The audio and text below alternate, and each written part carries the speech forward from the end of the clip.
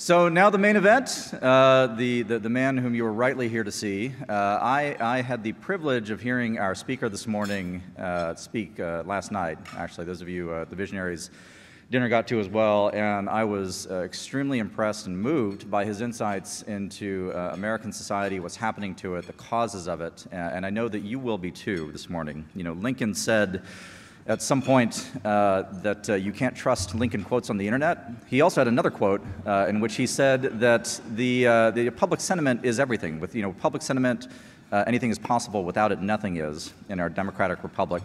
And what Tim offers this morning, I think, is a very keen insight into the sources and causes of democratic sentiment in the United States today, which is so key in understanding not only where we've been and where we are, but where we're going.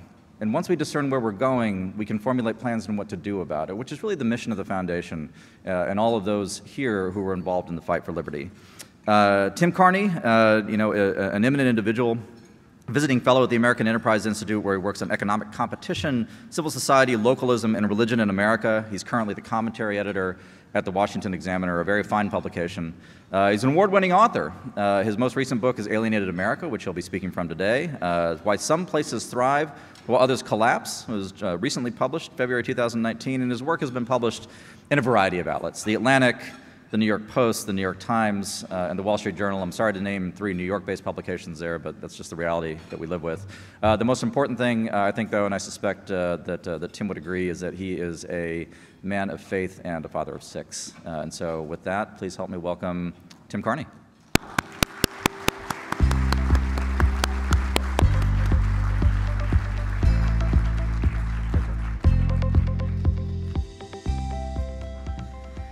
Thank you. Thank you all for coming, and for anybody who is hearing me for a second time this weekend, my sincere apologies. I'll try to make it a little bit different. It's going to be a lot different than yesterday because I've changed the topic. It's now the wit and wisdom of Adam Schiff and Gerald Nadler. I hope you guys will enjoy this. Joshua and I think yesterday might have been the first time we met in actual flesh. We were sort of cyber acquaintances for years, which is another way of saying that we used to get in stupid, pointless, very heated fights on Twitter. And so it's good to be here in person. So Joshua mentioned my job at AEI. One of my colleagues there, a visiting fellow there, is another author, a little more well-known, J.D. Vance. J.D. wrote Hillbilly Elegy, which for a lot of us who were surprised by things like the 2016 election results, was eye-opening. But it made a lot of people angry. J.D. Vance grew up and his family was from the hollers of Kentucky, but then he was raised in a sort of alienated suburb in Ohio.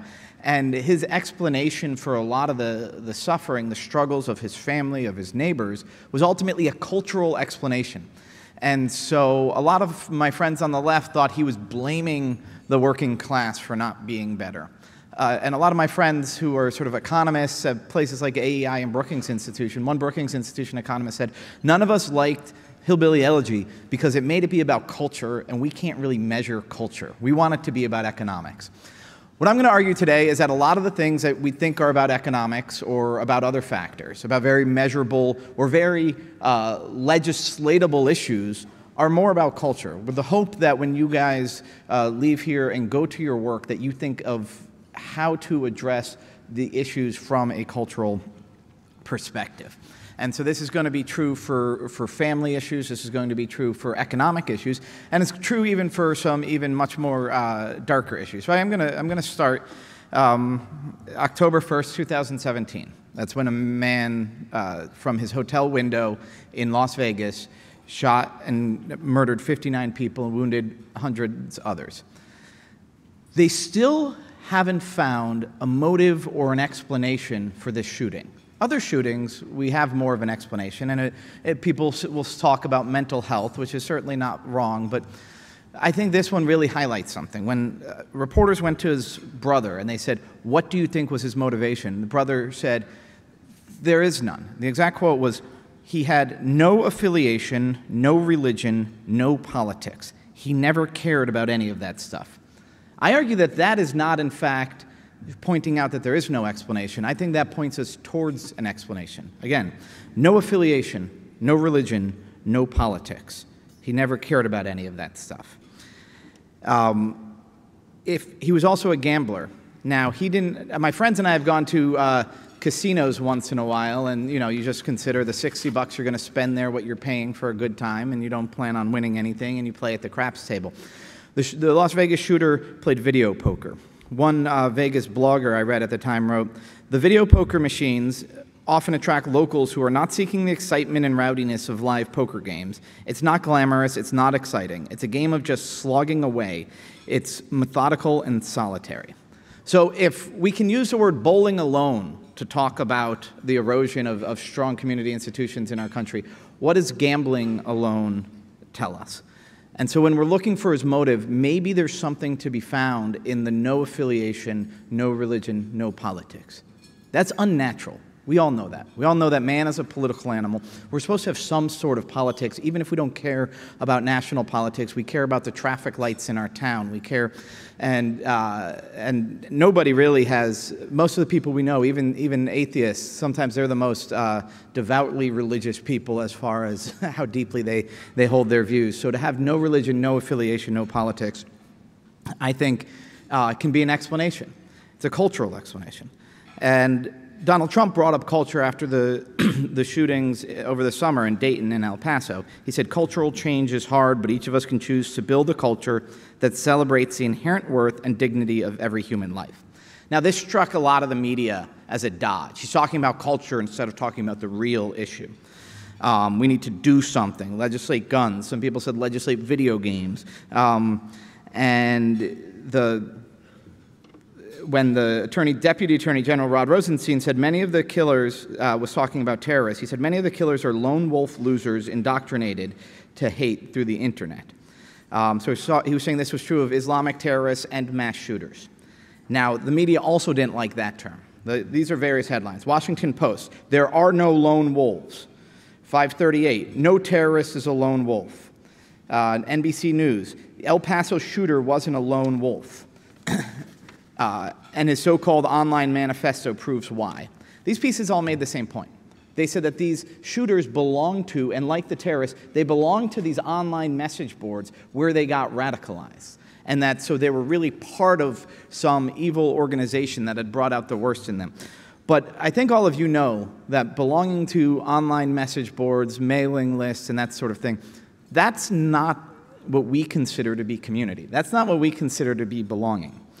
And I would argue that these sort of communities that extremists join, whether it's these shooters or jihadis or people who join street gangs or white nationalists, that what they are doing is seeking out that human need to belong to something in a world where they don't belong to any healthy, natural communities. So the radicalization that happens from joining something like this is a reaction to a lack of belonging. And it was the Sandy Hook shooter said, "I incessantly have nothing other than scorn for humanity. I have been desperate to feel anything for anyone my entire life." And the San Bernardino shooter, when the reporters went to his local imam, they said, "I never knew this guy. He might have showed up. He never talked to anybody in my mosque." The radicalization happened again over the internet. So radicalization is one of these cultural problems, and the root cause is alienation. Again, Robert Putnam wrote Bowling Alone, and he said that people in America don't belong to things as much. And what a lot of the data show, and what I establish in Alienated America, is that this is a national phenomenon that is much more acute and focused in the working class in America today. So there's lots of other things that fall out of this alienation and out of the lack of belonging.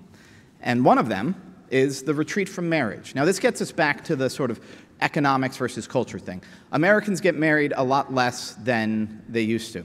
But if you break it down, it's very interesting. Some of the reduction in the marriage rate is really a sort of statistical anomaly. It's that college-educated people get married later. Get married a little bit less, but they mostly get married later. The biggest part is that working class people, people who graduate, who don't go to college, they either drop out of high school or they graduate high school and that's their highest level of attainment. They are the ones who are getting divorced much more and not getting married at all. So I broke down the numbers. I said, I looked at women. I asked the question, is a woman married at age 40? So what this does is this gets out the late married people will mostly be included in the married, and the divorced and never married will be reflected as not married. It used to be no difference among educational levels as to whether you were married at age 40. Now, a college-educated woman is about 50% more likely than a non-college-educated woman to be married at age 40. If you didn't go to college, the chances are you are not married at age 40. So the retreat from marriage is a class thing. And what I argue, well, the argument over it is, well, what's causing it? And it's easy as a conservative guy to say, oh, well, it's about the people aren't preaching the importance of marriage, and to think it has to do with simply sort of ideology or belief. And I think that's part of it, but I think there's something a lot deeper. If you look at the retreat from marriage really closely, you see that, yes, people with more money do get married more. And the argument on the left is, well, this is why we need to get people more money. We need to transfer wealth to the working class. We need to give people money when they have babies. I'm not opposed to giving people money when they have babies, again. With 6 kids, that would have been nice to get a big check. But we need to give people money when they have babies. We need to, and they look at this very easy correlation. People with more money get married more. If you think marriage is good, you should just transfer more money down to the poor people. And they think that it's material poverty that leads to the retreat from marriage, that there's an economic cause here. And it's not totally wrong, but it definitely misses the most important point. And there was a very interesting study about a place, about fracking towns. So have any of you guys ever been out to Williston, North Dakota?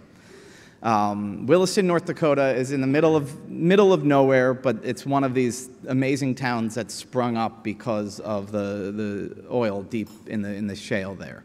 So I went out there once and showed up at the Holiday Inn and tried to find a hotel room, and the ladies behind the counter were like, there's no room in any of these hotels. Good luck. And I said, okay, how about this? I at least need to talk to people. Where's a good place to go to meet locals? And they said, oh, well, here's a nice family restaurant you could go, or there's this coffee shop. It's probably closed by now. Whatever you do, don't go to DK's. I said, DK's? He says, yeah, DK's is his bar, and there's always fights there. Just whatever you do, don't go to DK's. So, of course, I went to DK's. And it was during Lent, and so I had to call my wife and say, if I don't drink, I'm not going to be able to talk to these people. So my wife granted me a dispensation, which I don't think... I haven't checked the catechism on the spousal dispensation, but I'm not sure if that's valid. But so I walk into DK's, and sadly there were no fights there. That would have been a good story. But apparently the fights only happen on paydays when the young men get paid. And as I was learning more and more about the town and the people who were so happy to have pulled themselves up, and one guy left Detroit after the auto bust, there were other things I slowly noticed over my couple days there. And one was a lot of men just really lonely and waiting to get back to their families. They lived in things called man camps. Now, one radio host I talked to, who was at the time a single woman, was asking if she could visit the man camps next time I went out there. But the man camps are warrens of trailers. These men have their own room with a really nice TV, and then there's a triple-wide trailer that serves as the mess hall. And it's what if you let an 18-year-old guy design his dream world, this is what it would be like. Burgers and fries 24/7, foosball tables, pool tables, ping pong tables, just couch after recliner after couch, looking at these massive big screen TVs. And all in all, it's a good place to just not be a grown-up. And what there wasn't back in 2011, there wasn't community. It was no kind of place to raise a kid. To borrow a famous song lyric. And so this one economist had done a study, and she said, working class people don't have enough money to get married. So what happens when working class guys get lots of money because fracking pops up in their town? And so she actually focused on places that were less in the middle of nowhere than Williston, but a lot like Williston, and found that these men got a lot more money, and there was a bit of an uptick in the birth rate, and there was no uptick in marriage. So the retreat from marriage can't be solved by giving people money. If giving them a job and money doesn't cause the people to get married, then giving them a government check certainly isn't going to do it. But I think my experience in Williston explained what it is. That people don't have families if they don't live in communities that support families. Everybody here who has raised children knows that they rely on other people. Everybody, even marriage, you rely on mentors. You rely on somebody to role models. You rely on people to look after your kids when you leave. One of the things I started in my parish was a T-ball thing every spring. And the T-ball is just an excuse to have basically a parish-wide picnic. Because one of our priests had said, Tim, the parish needs to change. Everywhere in the country, we're sort of set up trying to provide needs that people don't have, and we're still stuck in 1950. Now they have other sports leagues. There are other soup kitchens. The government has taken over a lot of our charitable work. What do suburban parents and middle-class suburban parents need? And I thought about it. I said, we need a place to bring our children and ignore them while we hang out with other adults. As a Catholic, we call this corporal works of mercy. So I set up the T-ball thing, and there's a playground and all that, and the whole thing is bring your kids, and they're going to run around with other kids, and you're going to have like a semi-legal alcoholic beverage, and you're going to eat burgers, you're not going to have to cook dinner for your family. Those are the kinds of places that makes it easier to raise kids. So the retreat from marriage is another one of these things, I argue, is because fewer people live in the kind of place where it seems reasonable to get married and raise kids. Raising a family is not something that two parents do. This is one of the mistakes I think conservative Christians like me make, is to look at the family. And it takes more than two parents. To borrow a phrase from a famous lady, it takes a village to raise a child. Rick Santorum, who I think is great, responded to that with a book saying it takes a family, and we understand what he's saying. But conservatives make a mistake if we pretend that the nuclear family is really sufficient to raising children. You need to have people who are going to help you educate your kids. Even if you're a homeschooler, you're probably part of a co-op. Sounds a little communist, right? A co-op. If you need good teachers, you need good mentors, you need people to babysit. We get our babysitters from networks like in our parish. Older friends, their children tend to be the babysitters. So the retreat from marriage is another one of these things that's caused by the cultural fact, which is that people don't belong to things as much. Many fewer people go to church. Many fewer people are involved in their public schools. And again, these problems are much more acute among the working class than they are among the wealthy. And so the exceptions are really elite communities. In the book, I use the example of Chevy Chase, Maryland, where these are liberal elites, but they're not like decadent swingers who are laughing in the face of traditional family values. They may be speaking against traditional family values when they go on MSNBC, and then they go back home to their husband and their kids and their dogs and their white picket fence. The liberal elites are practicing what we conservatives are preaching. And in those communities, and their children have much lower rates of violence, divorce, drug use, all of that. The other exception that I discuss in the book is strong religious communities. I went out to Salt Lake City. I went to Western Michigan, Oostburg, Wisconsin, Orange City, Iowa. I was just in Orange City, Iowa, and everybody there is Dutch, and there's like 30 different Reformed churches, and I am slowly learning the difference between Christian Reformed Church and the Reformed Church of America. As a Catholic, sometimes these things can seem a bit daunting, but that in those places, you've got these stronger, more tight-knit communities that are missing in the rest of the country. But finally, I want to make a point about a lot of people say, well, the communities collapse when the economics collapses. And there's a truth to that story. Often the first domino is a factory closing. I went out to a town called Uniontown, Pennsylvania, that used to have steel plants right there on the Monongahela River. And the steel plants closed down. And when I went back there, I found Uniontown and then another little town called Fayette City. And I found that Fayette City especially wasn't a city, it wasn't a town, it was a former town. The only business open is called Vargo's. It's a newsstand. You can buy a bottle of root beer, you can buy a candy bar, you can buy a pack of cigarettes, you can buy the newspaper. And so it becomes this little hub. There's 2 or 3 or 4 people sitting at the counter there every time I've been by Vargo's. But the community center is right across the street. It's totally shuttered. The bar down the street, the owners are trying to sell it. They couldn't find any buyers last time I checked with them. The library is not open. The Methodist Church just closed after Easter, and the Catholic parish closed back in 2008. But when I talked to the guy behind the counter at Vargo's, the one thing he lamented most was the closure of Crystal Pool.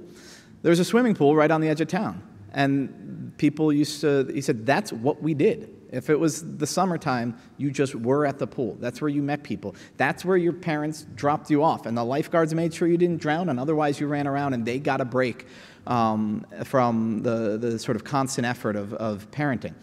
When I talked to a bartender at Smitty's in Uniontown, she explained to me, she said, no, it's not impossible to raise a kid in Uniontown. The way she put it was, as long as you make sure that you know exactly who your kids are playing with and exactly where they are at all time, it can be fine. So there's too many families where if your kid went over there, the parents would actually be doing drugs when you walked in there. She said she knew a kid who knew all about sex by the time she was in kindergarten. And so she doesn't let her kids play with those kids. But that idea of you can raise kids, you just have to do all the work and you're not going to have any backup. That's what a lot of happens in these alienated places, because what happened, the go-kart places closed down, the swimming pool closed down, and in Fayette City, the local restaurants closed down. You don't have those third places, those hubs, and you don't have the little platoons, the membership things that people belong to, where we all find a sense of purpose, a sense of meaning, and a human-level safety net. In the beginning of Alienated America, I talk about my daughter Eve ending up in the hospital and how we got so much food from all our friends that we almost had to give it away. That my son, when he read the introduction, he said, you should have included the part about lunch. I said, what's the part about lunch? He said, that week we had the best lunches in our whole school for 1 week. Now, I'm the guy who makes the lunches the other days, and so they were pretty depressed when he got better and we ran out of all the free food that our neighbors had given us. But it wasn't just neighbors or friends. It was always our friends from the pool, the couple from our parish. The woman who sent us the most food was in my wife's book club. There was always these hubs that we belonged to that provided that support. So when we look at things like the opioid epidemic, a lot of it is a lack of belonging, a lack of sense of purpose. There's nobody who needs you. There's no purpose that you have in your life. There's a lack of good role models out there. And so a lot of people in Washington will talk about the sort of supply side and the pharmaceutical companies that were responsible for this going on. And I think that's an important problem to talk about. I think we also need to talk about the demand side. Why are people turning to this? And again, it's not a purely economic thing. It's about a cultural loss, and specifically, we can't just picture individuals who don't have good values. That's the way a lot of conservatives talk. I don't like that. I think we have to picture individuals who don't have the infrastructure around them that we have all relied on to help us make better choices in life. But I want to come back. One last thing I think is caused by the crumbling of the communities is actually economic suffering. So people will say, well, the factory closed and then everything went bad, so if we just get jobs back or if we just give them money, then the communities will rebuild. I don't think that'll work. I actually think that the community collapse causes prolonged economic suffering. And some of you here are businessmen, and I hope you'll agree with some of my account, but just picture Michigan. You've got Detroit and Western Michigan, both of which were very affected by the ups and downs of the auto industry, right? Look at Western Michigan right now and look at Detroit. Western Michigan's doing a lot better. Why would that be? I argue that there's a cultural cause to that it has to do with the very strong, again, the Christian Reformed Church, the Dutch churches out there that really focus on building community. How can that help you economically? It's not going to make you rich. But when you look at economic downturns and you think about it, imagine things go bad, the factories close in Detroit and in Holland, Michigan, and in Grand Rapids.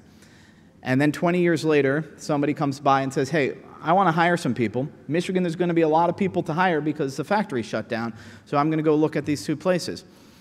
You look in Western Michigan, and you see that even though times have been bad for a few years there, that people still have their stuff together. Why do they have their stuff together? Because of the community institutions, because of the churches. And not the homilies and the sermons from the pulpit necessarily, but the churches as these institutions that bring people together, that make the unemployed man try to keep his head up and give him some support and maybe some part-time work, about the kids who are helped out, who are just the way an economist would talk about is human capital is preserved in these places that have really strong institutions that can weather a bit of a downturn and keep people's lives together so that then when the employer comes back, he says, yeah, these will make good employees. But then imagine he shows up in Flint or Detroit, where you didn't have as strong institutions for one reason or another. The Dutch hadn't settled there. The Catholic leadership allowed lots of local churches to close down when the money sunk. So now there's lots of towns that don't have their own church. The people who saw this collapsing and weren't rooted there by other strong institutions pulled their kids out of the public school and moved somewhere else. So then you lose the most involved parents. And what makes a great public school a great public school? It's really involved parents. And then the library doesn't have the volunteers, the 10 sort of PTA moms who are going to make all the programs happen. And then the churches that do remain don't have the men and women who are going to start up the ministries and preserve human capital. So human capital declines. People's lives fall apart. So the prospective employer shows up and he sees men who have dropped out of the labor force. He sees women who don't have any help to raise their 2 kids and so won't be able to reliably show up at work on time.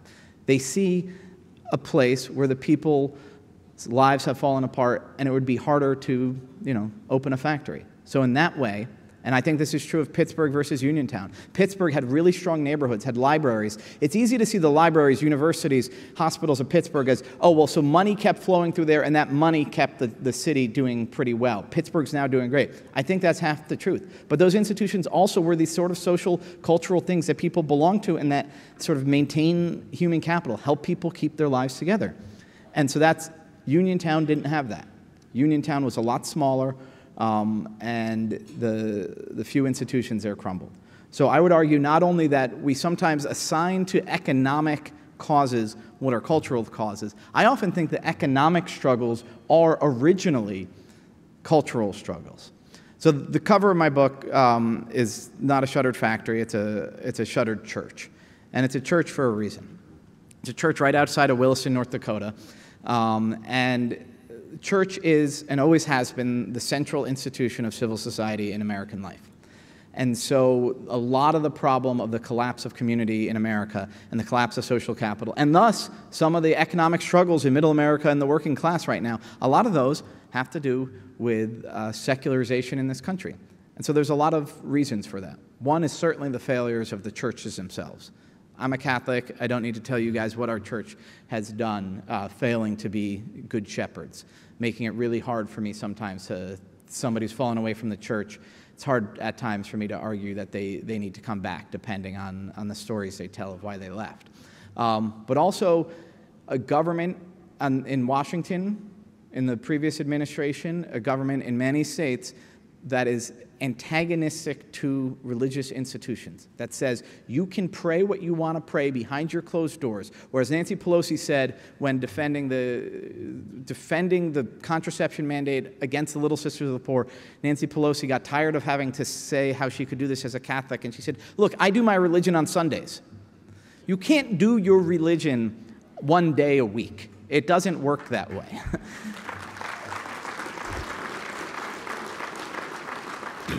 And Barack Obama would talk about, well, the freedom of worship guaranteed in the Constitution. Those words are not in the Constitution. It's not about freedom of worship. It's about free exercise of religion.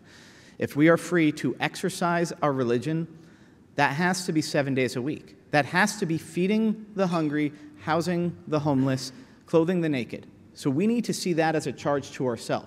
The corporal works of mercy sticking our neck out at a time, if you're a religious person, Christian, Jewish, Muslim, anything, at a time when a lot of the elites want you to go back and do your religion one day a week, you need to say, actually, no. Doing my religion means being out there and being in your face. And we're going to run a hospital. We're going to run an adoption agency. We're going to run it by our rules. And as more people are fed because of this, as more people are housed because of this, as more people get married and raise kids as a family because of these corporal works of mercy by these institutions, then it will be a lot harder for the people who want to drive churches out of the public square to justify doing so. So this is really important. And some people think that, some people talk about church, it's just we're trying to proselytize, spread our religion. I'm arguing that we're trying to do something else. We're trying to help the least among these. We're trying to do the very thing that so many of our liberal friends really care about and are trying to do through government. We know that it's through a revitalization of local communities and local institutions, including churches, public schools, libraries, bowling leagues, etc., through the revitalization of those that we can restore the American dream. Thank you.